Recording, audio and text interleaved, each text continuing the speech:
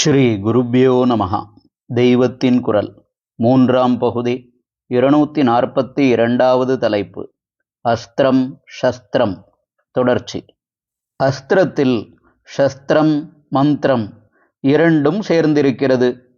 க்ஷத்ரிய பலம் பிரம்ம ரிஷிகள் கண்டுபிடித்த மந்திரத்தின் சக்தி இரண்டும் சேர்ந்திருப்பதை நினைக்கும் பொழுது ஒன்று நினைவுக்கு வருகிறது. ஒரு ராஜாவும் பிராமணோத்தமர் ஒருவரும் சேர்ந்தார்போல் ஒரே சிம்மாசனத்தில் உட்கார்ந்து கொண்டு ஆட்சி பண்ணினார்கள். அந்த ராஜாவின் பேர் அச்சுதப்ப நாயக். தஞ்சாவூரை ஆண்ட நாயக் வம்ச ராஜாக்களில் இரண்டாவதாக வந்தவன் அவன். அவனுடைய பிதா சேவப்ப நாயக். சேவப்பன் இந்த வம்சத்துக்கு முதல் ராஜாவாக தஞ்சாவூரில் புது ராஜ்யம் ஸ்தாபிப்பதற்கு காரணமாயிருந்தவர் கோவிந்த தீக்ஷிதர் என்ற மகான். அந்த பிராமணோத்தமர் சொன்ன பிரகாரமே செய்துதான் சாமானிய தசையில் இருந்த சேவப்பன் தஞ்சாவூரில் ராஜ்யம் ஸ்தாபித்து ராஜாவானது. சேவப்பனின் ஆயுஷ் முடிந்த பிற்பாடும் கோவிந்த தீக்ஷிதர் ஜீவியவந்தராயிருந்தார். சேவப்பனின் புத்திரனான அச்சுதப்பன் அவரை பிரதம மந்திரியாக மட்டுமின்றி குலகூடஸ்த புரோகிதர் என்று கௌரவம் கொடுத்து உயர்ந்த ஸ்தானத்தில் வைத்திருந்தான்.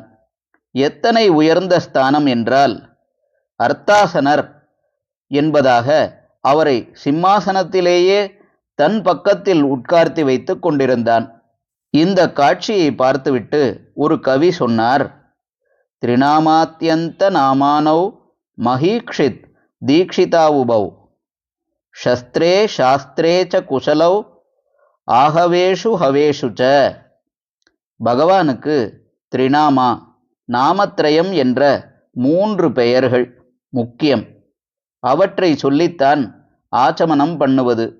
அச்சுத, அனந்த, கோவிந்த என்பதே அந்த நாமத்ரயம். இதில் முதல் ஆதிநாமா அச்சுத, முடிவு அந்தநாமா கோவிந்த.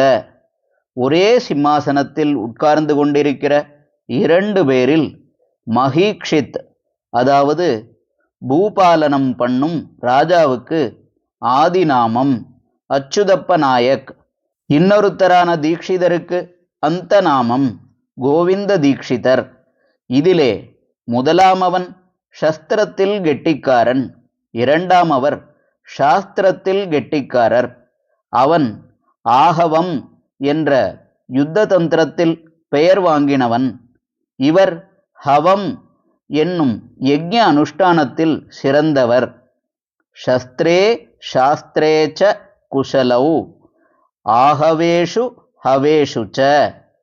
சஸ்திரசக்தி வெறும் முரட்டு தேகபலமாய் மட்டுமில்லாமல் துவேஷ குணத்தையும் கோபத்தையும் மட்டும் காட்டுவதாயில்லாமல் சாஸ்திரத்தோடு தர்ம நெறிகளோடு சேர்ந்திருக்க வேண்டும்.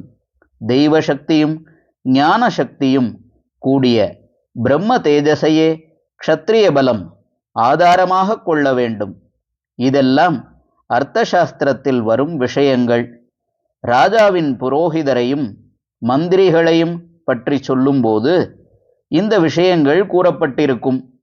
ஷஸ்திரம் என்பது தெய்வபலம் பெற்ற அஸ்திரமாவது பெரும்பாலும் தனுர்பானங்களை வைத்துத்தான் என்று சொன்னேன். எத்தனையோ ஆயுதங்கள் இருக்கிற போது யுத்த அபியாச வித்யைக்கு ஏன் தனுர்வேதம் என்று பெயரிருக்கிறது என்பதற்கு காரணம் தனுசுக்கு உள்ள இப்படிப்பட்ட சிறப்புகள்தான். ஹரஹர சங்கர, ஜெய ஜெயசங்கர. தெய்வத்தின் குரல் மேலும் ஒலிக்கும்.